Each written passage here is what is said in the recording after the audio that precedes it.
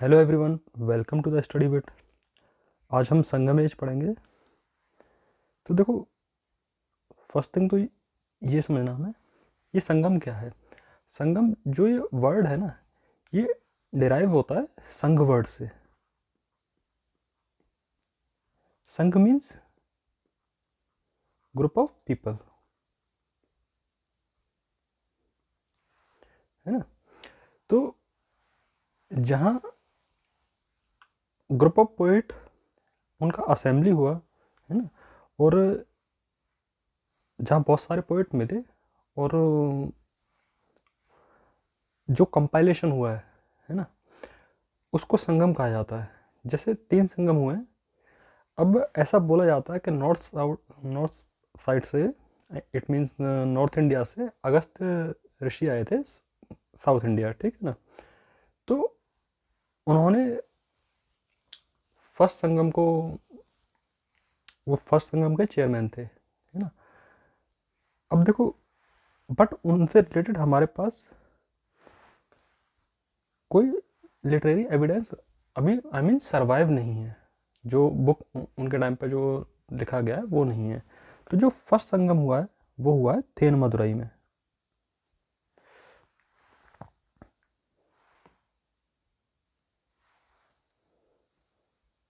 जो प्लेस है वो है थेन मदुरई, और जो चेयरमैन है वो है अगस्त्य ऋषि। अगस्त्य भी बोला जाता है इनको, अगत्यम भी बोला जाता है, ठीक है ना। बट जो बुक है वो सर्वाइव आई मीन आज के टाइम पर नहीं है ये बुक, ठीक है ना। जो सेकंड संगम हुआ है वो हुआ कपाड़पुरम में। कपड़ापुरम भी बोला जाता है इसको, कपटापुरम भी बोला जाता है, ठीक है ना। तो वर्ड से कंफ्यूजन नहीं होना है। और ये जो जो इसके चेयरमैन है ना, वो अगस्त्य ऋषि के जो डिसाइपल थे, जो अगस्त्य ऋषि के जो शिष्य थे, अगस्त्य तोलकापियर, ठीक है ना, वो हैं इनके वो चेयरमैन हैं।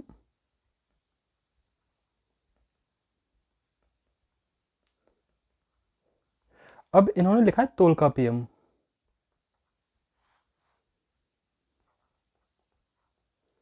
अब जो तोलकापियम है ना, बेसिकली तमिल लिटरेचर है।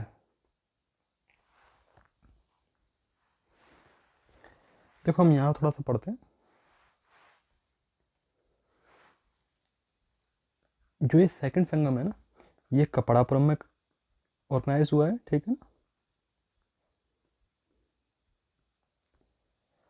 और ये अगस्त्य तोलकापियर ने, अगस्त्य तोलकापियर इनके चेयरमैन थे, ठीक है ना। इन्होंने लिखा है तोलकापियम।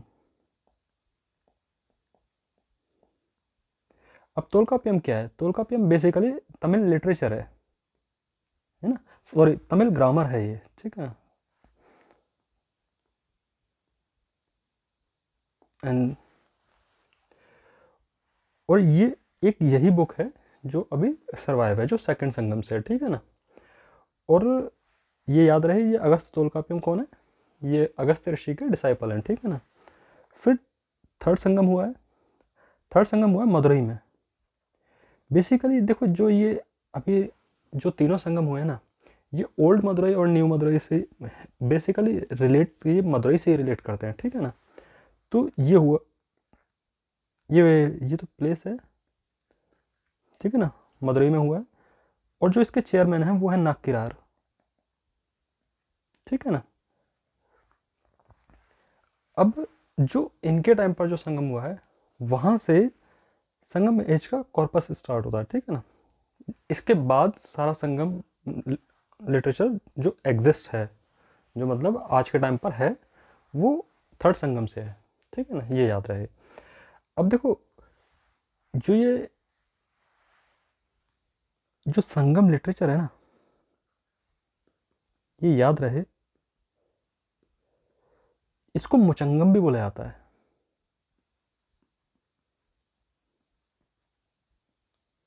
ठीक है ना। और ये किसके टाइम पीरियड पर हुआ है? Basically it flourished during the royal patronage of Pandian kingdom, ठीक है ना।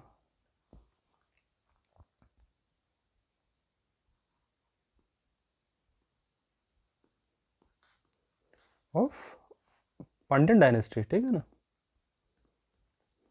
ये याद रहे फर्स्ट थिंग। अब इसके अकॉर्डिंग ऐसा बोला जाता है कि जो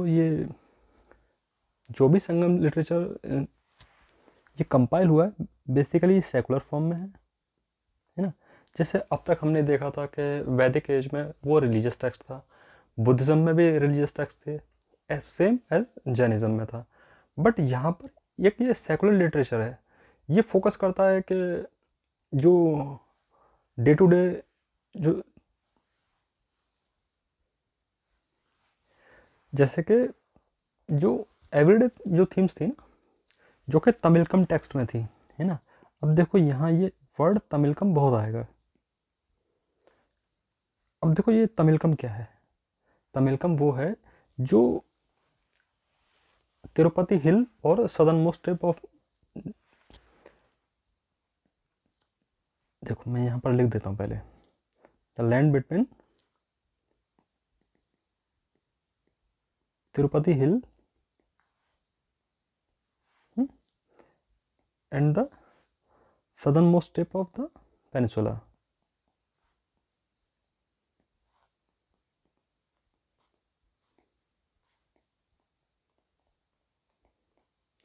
इसको तमिलकम बोला जाता है, जो तिरुपति हिल और जो साउथ मोस्ट टिप है ना पेनिसुला के, वहाँ तक के एरिया को तमिलकम बोला जाता है, ठीक है ना।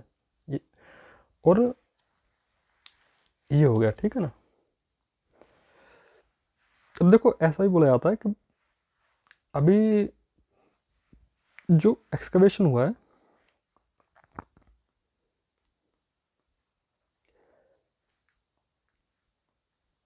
कोंडुमल में, इसके अकॉर्डिंग पहले हम ये सोचते थे कि ये 3rd सेंचुरी तक, I mean 3rd century BC के अराउंड ये संगम एज का टाइम पीरियड है। बट यहाँ से हमको पता लगता है कि उससे ही पहले का है, बिफोर ये 4th सेंचुरी बीसी के अराउंड का माना जा रहा है, ठीक है ना। अब देखो हम संगम एज से रिलेटेड थोड़ा सा अब पढ़ते हैं।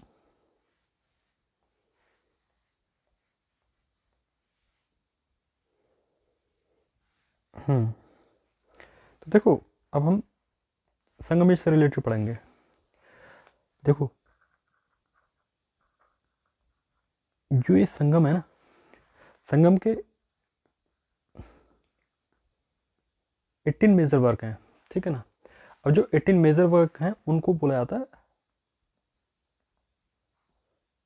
पड्निन मिलक्का नक्कू।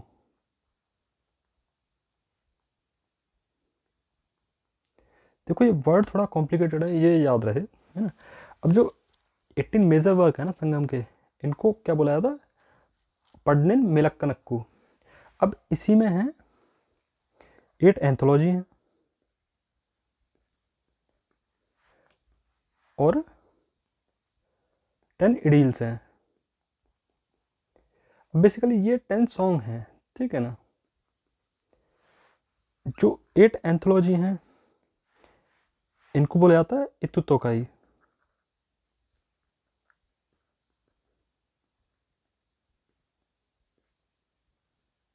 ठीक है ना। और जो ये 10 सॉन्ग हैं इनको बोला जाता है पट्टू पट्टू, ठीक है ना।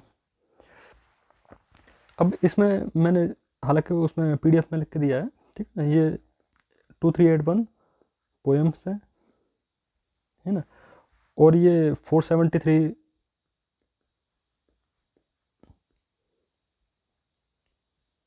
पोइट्स ने लिखी हैं, ठीक है ना। और इसमें से 30 वुमेन हैं।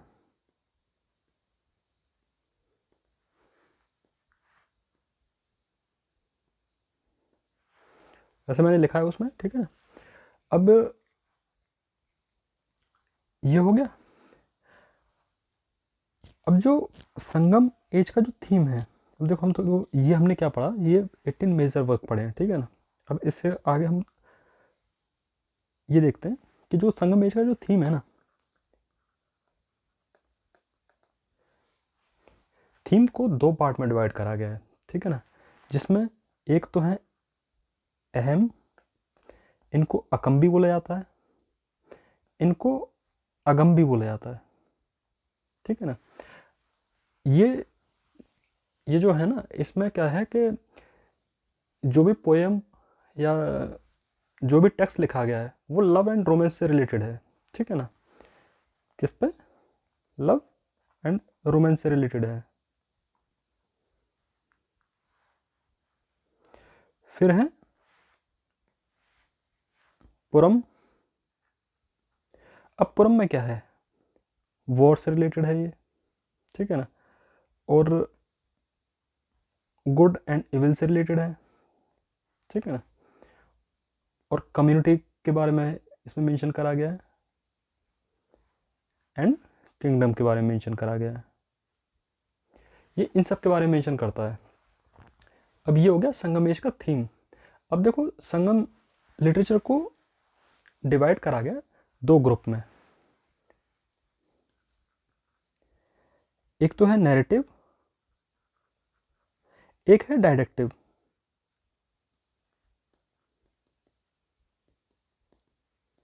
अब जो नैरेटिव है ना, अब नैरेटिव में क्या है, देखो नैरेटिव में ऐसा है, इसमें क्या था कि जो वॉर के जो हीरोज थे ना उनको ग्लोरीफाइड करा गया था, ठीक है ना। और देखो जो ये नैरेटिव है ना, इस ग्रुप को मिलक्का नक्कू बोला जाता है।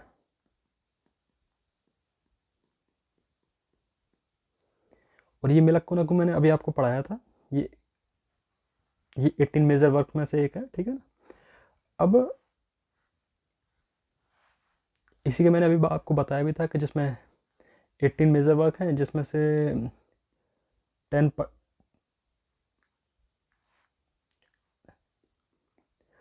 पट्टू पट्टू हैं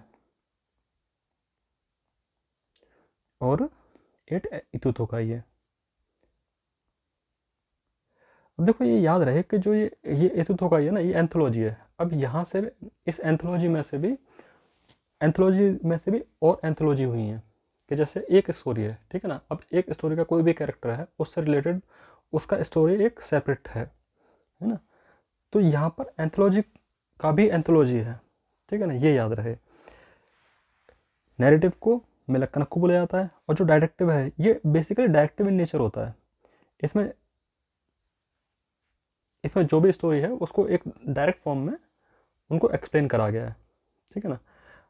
ये मैंने अभी आपको बताया कि इसमें बेसिकली जो भी वॉर हीरोज़ होते थे उनको ग्लोरीफाइड करा गया है, या कैटल रेट्स हुई हैं उनको ग्लोरीफाई करा गया है ना।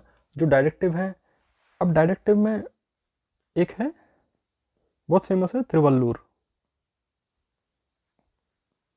है ना। इन्होंने लिखा है तिरुक्कुराल।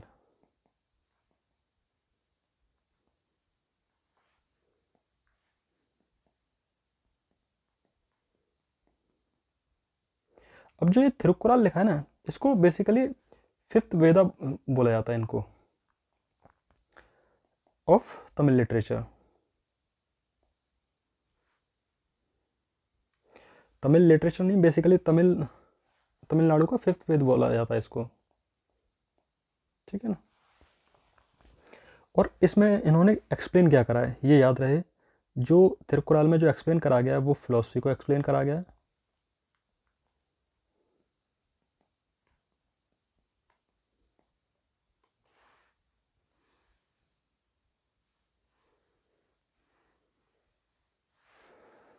ये देखो मैं यहाँ समझाता हूँ।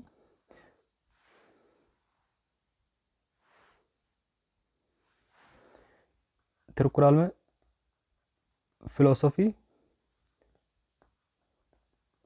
पॉलिटी, एथिक्स एंड लव, इनको मेंशन करा गया है। आई मीन इनसे रिलेटेड जो भी स्टोरी हैं उनके बारे में लिखा है इसमें, किसमें? तिरुवल्लुर के तिरुक्कुराल में, ठीक है ना। अब देखो इन्हीं में से कुछ एपिक्स हैं। अब देखो हमें एपिक्स के बारे में पढ़ना पड़ेगा।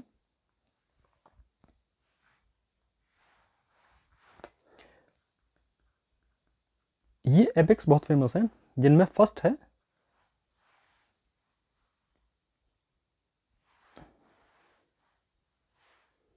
2 मिनट रुकिए, जिसमें फर्स्ट है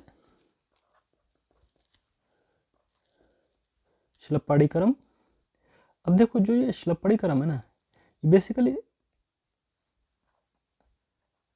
लव स्टोरी है। कोवलन ये इसके हीरो हैं, और कन्नगी एंड माधवी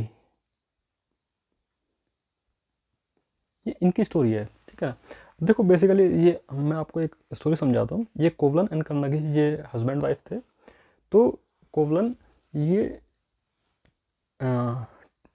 ट्रेडर थे, तो ये पूहर में बिजनेस करने के लिए जाते हैं। आई मीन ये अपना वो करने जाते हैं, तो वहाँ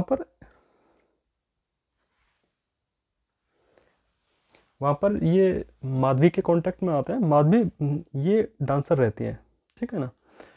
तो ये उनके साथ रहने लग जाते हैं, है ना। जब ये माधवी के साथ रहते हैं तो ये कन्नगी के पास वापस नहीं जाते हैं, ठीक है ना। एक बहुत लंबा टाइम बीतता है ना। तो जब फिर कुछ कंडीशन ऐसी बनती हैं कि जिससे ये वापस आते हैं, है ना। तो ये कन्नगी के पास वापस आते हैं। तो कन्नगी जब ये वापस आते हैं ना, तो वो इनसे मांगते हैं कि मतलब जो भी ज्वेलरी होता है, तो ये अपनी एंकलेट देती हैं। बेसिकली जो ये शिलप्पाड़ीकरम का मतलब ज्वेल्ड एंकलेट ही है इसका मतलब, ठीक है ना। तो ये उस एंकलेट को लेके अपना ट्रेड करने के लिए जाते हैं। तो वहाँ पर जो किंग रहते हैं, है ना, तो वो किंग की जो क्वीन रहती हैं उनकी एक एंकलेट चोरी हो जाती है।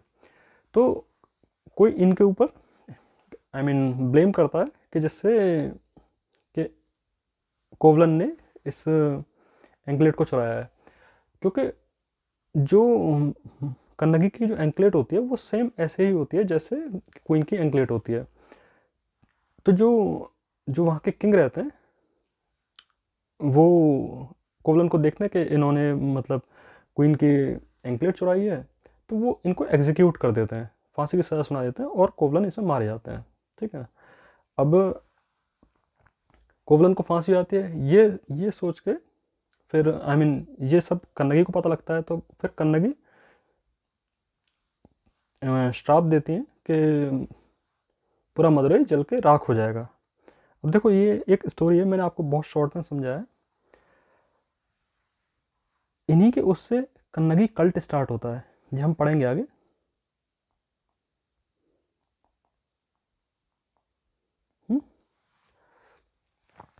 और ये देखो शिलप्पाड़ीकरम का स्टोरी है फिर। और ये हाँ, ये लिखा है इलांगो अडिगल ने, है ना। फिर है मनी मेघलाई,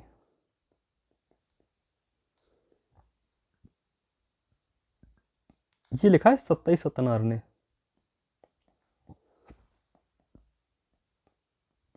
ठीक है ना। और ये बेसिकली क्या है कि ये सीक्वल है, ठीक है ना, किसका, शिलप्पाड़ीकरम का।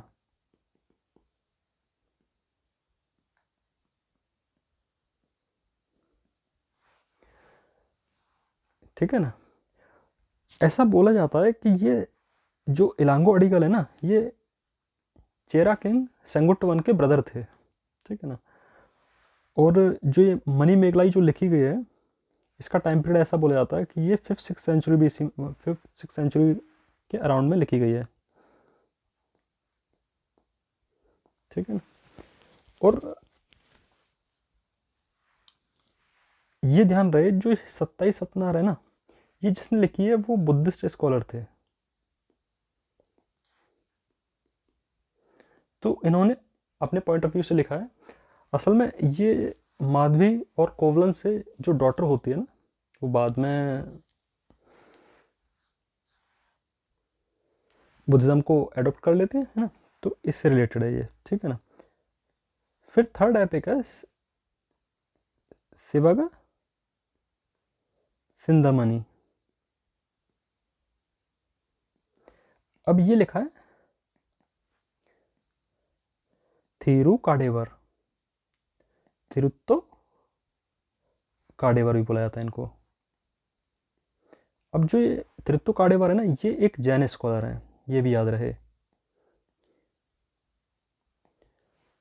ये बेसिकली ये शिवक के बारे में बात करते हैं। शिवक एक राजा थे, है ना, शिवक भी बोला जाता है इनको, शिवक भी बोला जाता है, ठीक है ना, और जीवक भी बोला जाता है इनको।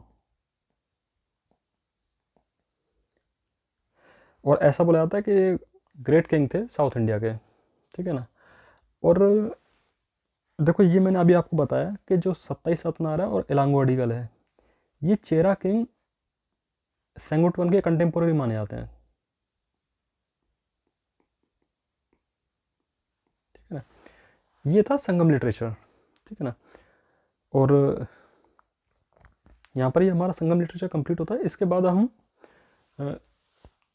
किंग्स के बारे में पढ़ेंगे, जैसे चोला चेरा पांड्यास के बारे में पढ़ेंगे। उससे पहले हमें एक बार मेगालिथ के बारे में भी पढ़ना है। जैसे मेगालिथ के बारे में थोड़ा बहुत एक आइडिया आपको सातवां डायनेस्टी में दिया था, थोड़ा हम नेक्स्ट क्लास में भी इससे रिलेट पढ़ेंगे, ठीक है ना।